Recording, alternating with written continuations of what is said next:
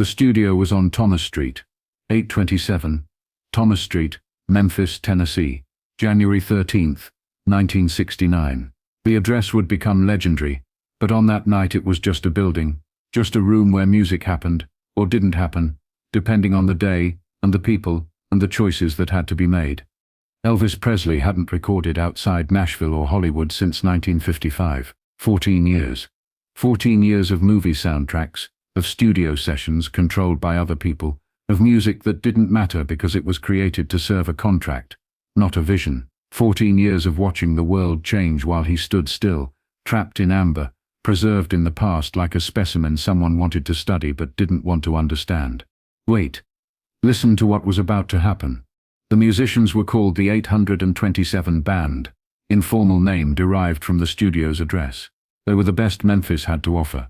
Reggie Young on guitar, Bobby Wood on piano, Tommy Cogbill on bass, Norbert Putnam on bass, Gene Chrisman on drums, Mike Leach on electric bass. They were used to working with major artists. They were professionals. They were skeptical about Elvis. It's funny, Reggie Young would remember later. I thought, oh well, Elvis is coming in, like it was just another session. But Young didn't understand something crucial. This wasn't just another session. This was make or break time. This was Elvis trying to claw his way back from irrelevance. This was a man who needed this to work, or he'd spend the rest of his life being remembered as what he used to be, not what he could become. Elvis was nervous, genuinely nervous. He sat in the passenger seat of the car as it pulled up to American Sound, and his hands were trembling slightly. Nobody noticed. That was the thing about being Elvis Presley. People looked at the legend, not the person. They saw the myth, not the hands shaking, not the doubt in the eyes, not the weight of 13 years of failure sitting on his shoulders like a physical thing. Inside the studio, the band was loose, confident. They'd recorded with everyone. They knew what they were doing. They didn't need Elvis Presley, or so they thought. The moment he walked in, something shifted. It wasn't about recognition. They recognized him. It was about something else. Professionalism, maybe, or authenticity. Elvis carried himself like someone who understood what was at stake. He understood that this was his last chance, that the TV special last December had bought him a small window of time, and he had to make something important happen inside that window, or the window would close forever. Felton Jarvis was there as producer. Chips Moman was there as studio director. These two men would become crucial to what happened next. Felton had worked with Elvis before. Felton understood the machinery, the protocol, the way things were supposed to be done. Chips didn't care about any of that. Chips cared about making records that mattered. Notice what was different about Chips Moman. Chips was short, intense, a man with opinions about everything. He believed that a record should be taken all the way, pushed to extremes, either brilliant or terrible but never mediocre. He didn't want Elvis singing old country songs. He had a vision of what Elvis should be recording, and that vision didn't include filler, didn't include safe choices, didn't include compromises made to appease businessmen in air-conditioned offices who had never created anything in their lives. The first night, they worked on Suspicious Minds. The song had a particular arrangement in mind.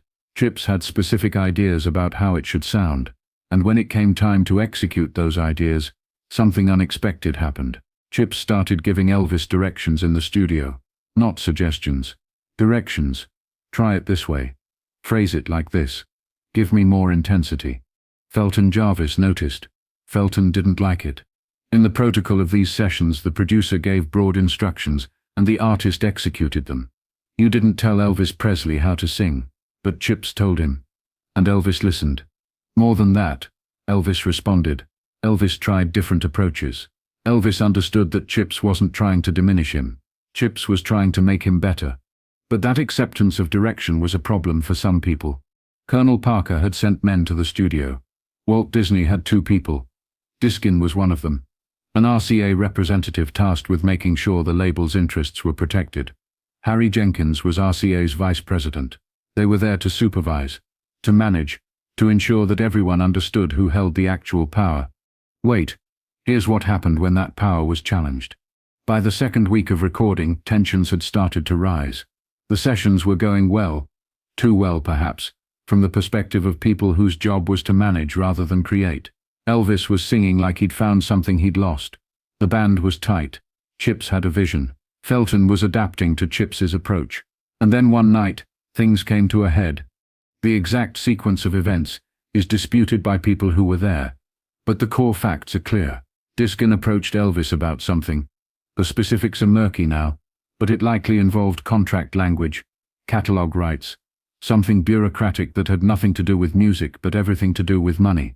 Elvis said no. Diskin pushed. Elvis said no again. And then Elvis made a decision that would reshape the entire dynamic of the sessions.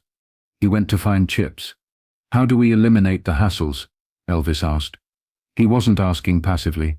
He was asking because he needed to know, because he was tired of people standing between him and the music, because he'd spent 13 years having decisions made for him, and he was done. Chips looked at him. "Get everyone out of here," Chips said. Not angrily, just matter-of-factly, like it was obvious. "Everyone?" Elvis asked. "Everyone who isn't making music," Chips said. Elvis walked back to where Diskin was standing. The RCA vice president was there too. Jenkins. There were probably other people. It's hard to say exactly who was in the room when Elvis made this choice, but it doesn't matter. What matters is that Elvis said something like, "I appreciate what you're trying to do, but this isn't working. This is my session. I'm going to make music with these people. If you can't help with that, I need you to leave." Diskin was furious. Furious in the way that people get when they've been told they don't have the power they thought they had. He sought out Elvis again, tried to explain why his presence was necessary, why the label needed representation, why protocols existed for a reason. But Elvis had already made up his mind. Listen to what happened next, because this is the moment that actually mattered. RCA's Jenkins, the vice president, did something unexpected. He sided with Elvis. He told Diskin to step back. He understood something that Diskin didn't, that the sessions were going well, that the music being made was good, but interfering with that process would only make things worse. Jenkins was a businessman, yes, but he was also someone who understood business well enough to know when to stop managing and let the people who knew what they were doing actually do it. Diskin left, or rather Diskin's authority left. His physical presence might have remained in some capacity, but his voice in the room was gone. The interference was eliminated. And what happened next was music. The problem was, not everyone was happy about this. Felton Jarvis in particular was struggling. Chips was directing Elvis in the studio, giving him specific vocal instructions, telling him to try different phrasing, different emotional approaches, and Felton felt like his authority as producer was being undermined. Felton had always been the guy in charge. Now he was sharing power with this intense, focused man, who had opinions about everything and wasn't afraid to express them. But here's what's crucial. Felton adapted. He understood that Chips was making Elvis better. He understood that ego had to take a back seat to the music. It wasn't easy for him. There's evidence in the session notes that he remained skeptical of certain Chips arrangements, particularly regarding strings. But Felton ultimately deferred to Chips's vision because that vision was working. The musicians, meanwhile, were impressed. They'd expected to be playing background to a legend. What they found was a professional who understood his own art form deeply. When Reggie Young expressed doubt about one of the demo arrangements, Elvis didn't take offense. He considered the feedback. He understood that good music was collaborative, not hierarchical. One night, they were working on the string arrangement for In the Ghetto. Glenn Spreen, the arranger, had a specific vision for how the strings should come in during the final chorus. The vision required precision timing. The strings had to enter on an exact beat, had to come in as a unified sound. They worked on it for 30 minutes. 30 minutes on one detail, trying to get it right. And Elvis was there, present, listening, understanding that this kind of meticulous attention to detail was what separated good records from great ones. Spreen remained frustrated about the final take. He felt the strings didn't come in on the exact right beat, but the result was still powerful. The song worked, and that's what mattered. The pursuit of perfection, even when perfection couldn't be achieved, still resulted in something exceptional. Notice what Elvis was learning, that collaboration meant accepting imperfection while still striving for excellence. The difference between these sessions and the ones Elvis had done before was fundamental. In the past, Elvis had recorded to fulfill contracts, to meet quotas, to serve business interests. In Nashville, in Hollywood, the goal was to get the material recorded efficiently so the label could release albums and singles on schedule. Quality was secondary to volume. Here at American Sound, the goal was different. The goal was to make records that mattered. Chips didn't care about volume. Chips cared about songs that were taken all the way, pushed to their extremes. That meant sometimes spending hours on a single detail. That meant sometimes throwing away an arrangement because it didn't achieve the vision. That meant respecting the artist enough to challenge him when necessary. And Elvis responded to that respect. He responded to being treated like someone whose opinion mattered. He responded to being asked, "What do you think?" instead of being told, "This is what you're doing." He responded to creative control in a way he hadn't been allowed to respond in 13 years. But it came at a cost. The decision to remove the corporate voices from the room, while creatively liberating, also meant accepting total responsibility. If something went wrong now, there was no one to blame. If a song didn't work out, it wasn't because management made a bad decision. It was because they made a bad decision. If the sessions failed to produce enough material, it wasn't because RCA pushed too hard. It was because they didn't push hard enough. Elvis understood this. He could feel the weight of it. He could feel that this wasn't a session where he could hide behind the machinery. This was a session where he had to show up completely, and that was terrifying. One night, after a particularly intense session, Elvis sat in the studio after everyone else had left. The room was empty. The equipment was silent. He thought about what he'd just done. He'd confronted RCA. He'd backed Chip's Moman over Colonel Parker's representatives. He'd taken control of something that he'd let others control for years. And now there was no turning back. Now he had to make this work. Wait. Here's the thing about taking back control. Once you do it, you can't pretend you didn't. You can't go back to letting other people make decisions and then blame them when things go wrong. You own the outcome now. You own the success and the failure equally. And that's either liberating or terrifying, depending on how you look at it. Elvis understood that he was about to find out which it was. The sessions continued. Over 10 days in January and February, Elvis and the band recorded an astonishing catalogue of songs. Suspicious Minds, In the Ghetto, Don't Cry Daddy, Kentucky Rain, Mama Liked the Roses. Songs that dealt with adult themes, that acknowledged life's struggles, that showed a depth of perspective that could only come from someone who'd actually lived through disappointment and come out the other side with something intact. The musicians were beginning to understand something too. They were beginning to understand that Elvis was better than his mythology. The version of Elvis they'd imagined, the self-absorbed egomaniac who demanded constant attention, didn't exist. The Elvis in the studio was humble, professional, willing to work for hours to get a song right. He listened to suggestions. He took direction from Chips. He respected the musicians around him. Reggie Young. I was just blown away by his professionalism and his talent as a vocalist, and his feel as a performer. Billy Spears, guitarist. I was impressed with his ability to take direction and apply it immediately. But not everyone was impressed with what was happening. Back in the offices, back in the rooms where business decisions were made, people were concerned. Elvis had taken control. Elvis had removed the oversight. Elvis had decided to make music instead of manage contracts. For people whose job was to manage Elvis, this was problematic. And yet the music being produced was undeniable. Song after song came out of those sessions with a vitality and maturity that his recent work had lacked. The band was responding to Elvis.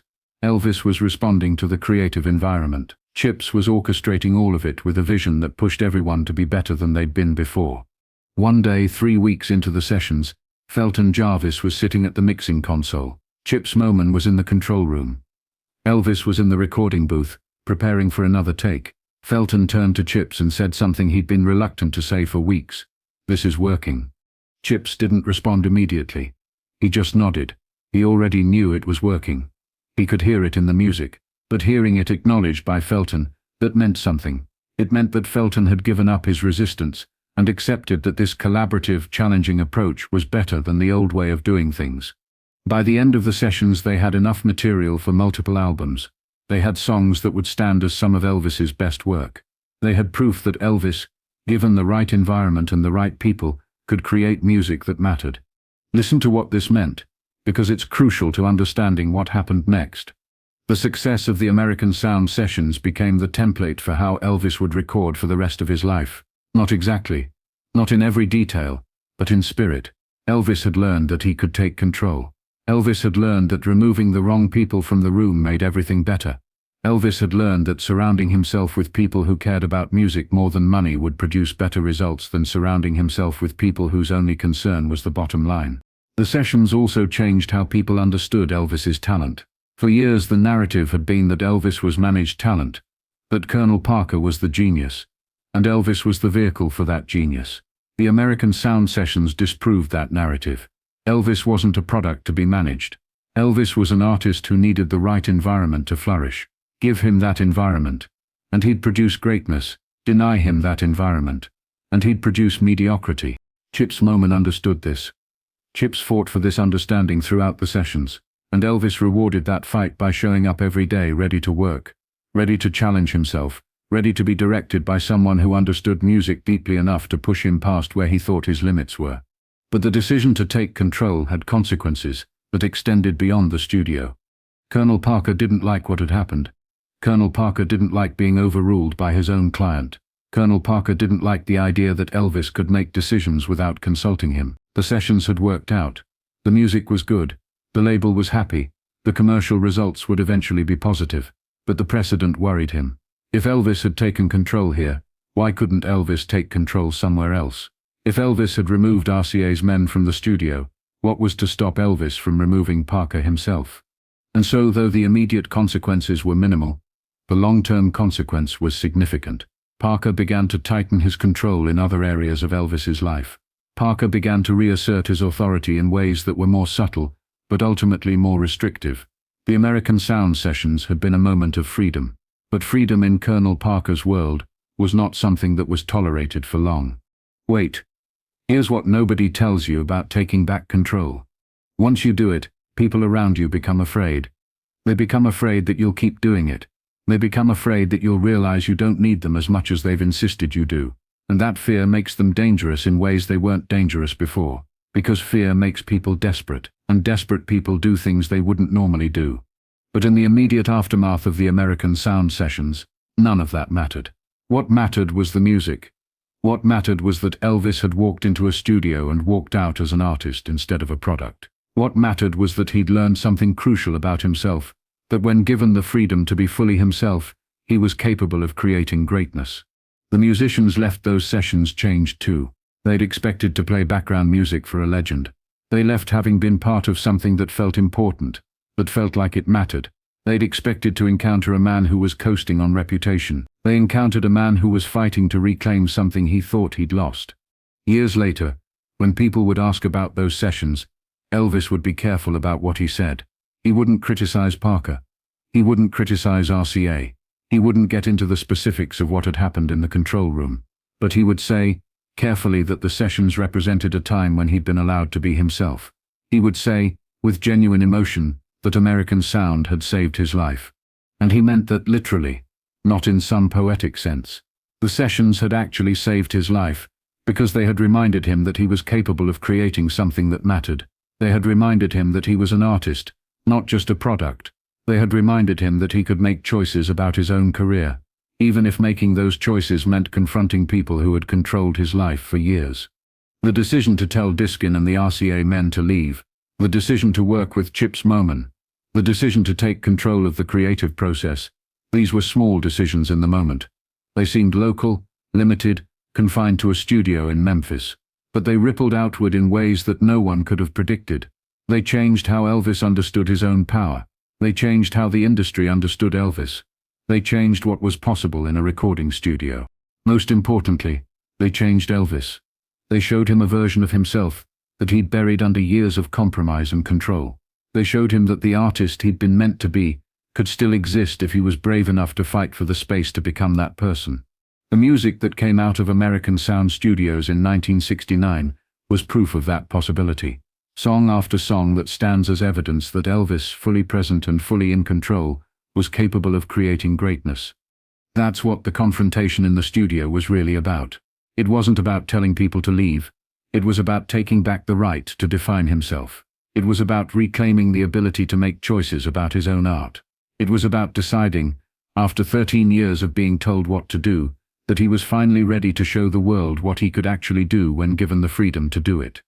And that decision, made in a studio on Thomas Street in Memphis, Tennessee, on a night in January 1969, changed everything that came after. Notice what this teaches, that sometimes the most important creative decisions are the ones about who gets to sit at the table. Sometimes the most important artistic choice is deciding who you'll listen to and who you won't. Sometimes taking back control means removing the people who've convinced you that you can't create without them. Sometimes it means learning to trust yourself more than you trust the people who've been managing you. The success of American Sound proved that. The music proved it. Elvis proved it. And once you know that about yourself, once you've proven it to yourself in a way that can't be denied, you can never fully go back to not knowing it. You can be constrained by other people's agendas. You can have your wings clipped by circumstances beyond your control. But you can't unknow that you were capable of flight. You can't unknow what you're capable of when given the freedom to try. That knowledge was Elvis's gift from American Sound. That knowledge was what made 1969 into a turning point in his life. That knowledge was what he carried with him for the rest of his days.